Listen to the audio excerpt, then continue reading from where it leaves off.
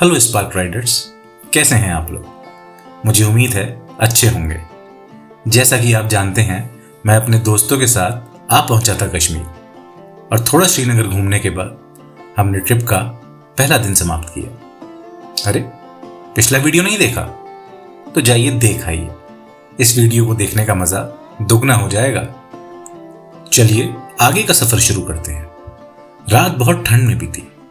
मैंने अनुभव किया हाउस बोट पानी में होने के कारण ठंड कुछ ज्यादा ही लगती है। बस इलेक्ट्रिक ब्लैंकेट होने की वजह से कुछ राहत थी। सुबह सुबह ठंड से बचने के लिए यहाँ की प्रसिद्ध कहवा का सेवन करते हुए डल लेक के नज़ारों का आनंद लिया और उसके बाद फिर से तैयारी थी खुद को श्रीनगर की खूबसूरती में डुबोने की। पिछली वीडियो लंबी ना हो जाए इसलिए मैंने आपको ज्यादा नहीं घुमाया। अब हमें आपके मनोरंजन और समय दोनों का ही तो ख्याल रखना है। तो चलिए बढ़ते हैं आगे। समय था श्रीनगर की खूबसूरत डल लेक की सैर करने का, जिसे करने का सबसे अच्छा साधन है शिकारा। इसका किराया घंटे के हिसाब से होता है। मसलन 1 घंटे का 550 रुपये, 2 घंटे का 800, 3 घंटे का 1050। यह आप पर निर्भर करता है कि आप कितनी देर इसका आनंद लेना चाहते हैं। हमारे पास समय का अभाव था और हम रुके भी यहीं थे, तो हमने 1 घंटा ही मुनासिब समझा। इसके बाद 10 बज चुके थे और हमारी कैब भी हमारा इंतजार कर रही थी, तो हमने डल लेक की सैर के बाद आगे की यात्रा के लिए प्रस्थान किया। इसके बाद हम डल लेक के पास ही यहाँ की दूसरी खूबसूरत लेक नगीनी झील भी घूमने गए। यहाँ पर भी आप शिकारा की सवारी कर सकते हैं। यहाँ के नज़ारे बेहद मनमोहक हैं।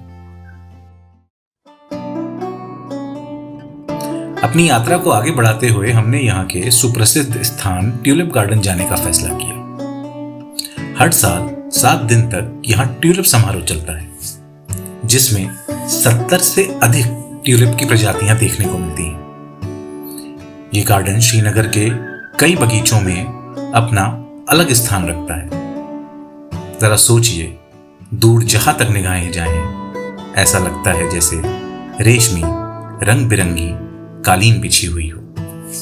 अब जब भी कश्मीर आए तो इंदिरा गांधी ट्यूलिप गार्डन को अपने घूमने की लिस्ट में जरूर डालें। इसके बाद हमने यहां पास में ही स्थित परी महल में कुछ समय बिताया।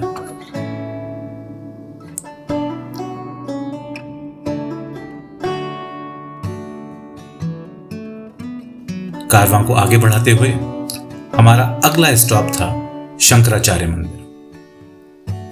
यह मंदिर वास्तव में एक शिव मंदिर है, जिसे शंकराचार्य मंदिर के नाम से जाना जाता है। यह मंदिर समुद्र तल से लगभग 1100 फुट की ऊंचाई पर स्थित है। यहां आपको डल लेक का एक अद्भुत नजारा देखने को मिलेगा। यहां घूमने के बाद अब समय था आज के दूसरे खास स्थान पर पहुंचने का। उसके बारे में बताने से पहले अभी तक की मेहनत के लिए एक लाइक तो बनता है। अब आप लाइक कर ही रहे हैं तो सब्सक्राइब भी कर लीजिए, 1 सेकंड ही तो लगता है। अच्छा, तो आप पहले से सब्सक्राइबर हैं, अब इसे कहते हैं समझदारी। तो चलिए बढ़ते हैं आगे। अब हम जा रहे हैं पहलगाम। आपके चेहरे की चमक बता रही है कि आप पहलगाम के बारे में जानने के लिए बेहद उत्सुक हैं। तो चलिए बताते हैं फिर। पहलगाम एक काफी जाना माना पर्यटक स्थल है जो जम्मू कश्मीर के अनंतनाग जिले में स्थित है। जम्मू कश्मीर राज्य के चप्पे चप्पे में सुंदरता बसी है।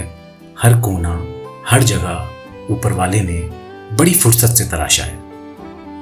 पहलगाम का मौसम साल भर अच्छा रहता है, जिस कारण पर्यटकों का यहाँ आना साल भर लगा रहता है। अगर पर्यटक यहाँ अप्रैल से जून के महीने में आते हैं तो उन्हें यहाँ का मौसम सुखद मिलेगा।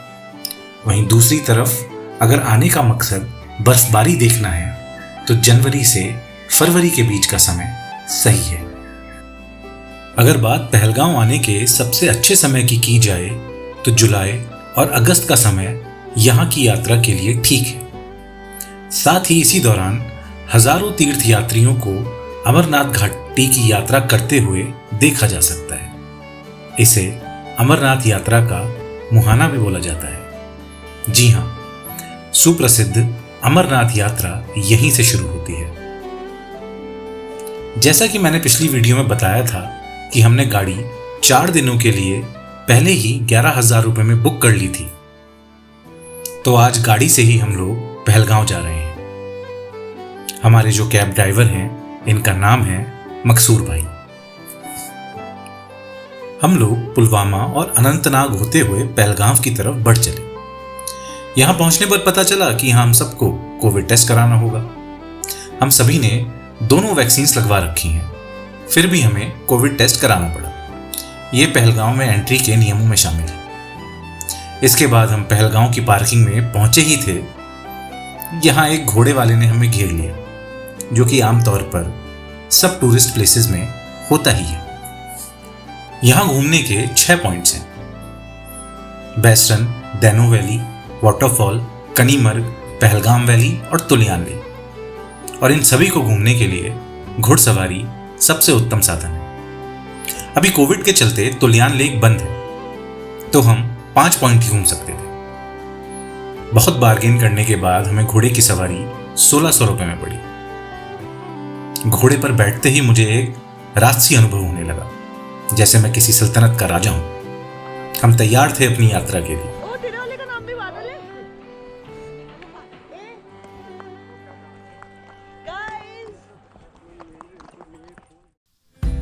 हमने घूमने के लिए पहला पड़ाव कनीमर्ग में लिया।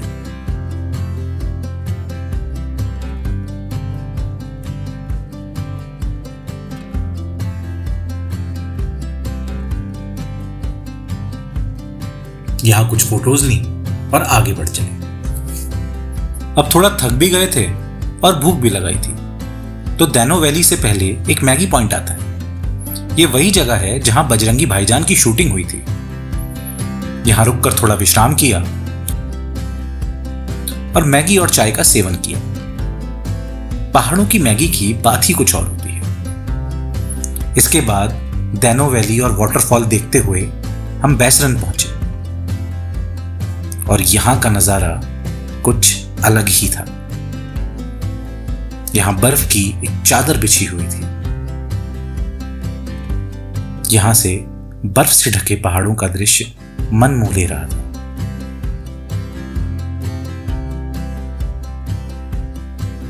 यहां से जाने का मन तो बिल्कुल नहीं था, पर क्या करते, रात हो रही थी और ठंड भी अपना जलवा बिखेर रही थी। अगली बार तक के लिए इस जगह को अलविदा कहकर और यहां की सुंदरता को अपनी आंखों में बसाकर हम आगे बढ़ चले। पहलगाम टैक्सी स्टैंड पर पहुंचकर हमने अपने होटल वाले भैया को कॉल किया, तो उन्होंने बताया कि हमारी बुकिंग कैंसिल हो चुकी है। अब यही दिक्कत होती है ऑनलाइन बुकिंग में, पर आप टेंशन मत लीजिए, कुछ ना कुछ जुगाड़ कर ही लेंगे। हमने 2-3 होटल में फोन किया और फाइनली हमें रूम होटल हेरिटेज इन में मिला, जिसका किराया 1500 रुपये था। थक चुके थे और खाना खाकर सोना था बस, लेकिन खाना खाते ही केशा के अंदर एक अजीब सी एनर्जी आ गई और गाने चलाकर डांस करना शुरू कर दिया। फिर हम भी कहां रुकने वाले थे, हमने भी शाम का खूब लुत्फ उठाया और इस दिन को एक अच्छी एनर्जी के साथ समाप्त किया। आशा करता हूं ये वीडियो आपको पसंद आई होगी। अपना प्यार दिखाने के लिए वीडियो को लाइक और शेयर जरूर करें। हमारी यात्रा की कहानियों से जुड़ने के लिए और आगे आने वाली वीडियोस को देखने के लिए चैनल को सब्सक्राइब करें। मिलते हैं अगली वीडियो अगली यात्रा में। तब तक के लिए take care and ride safe. Bye.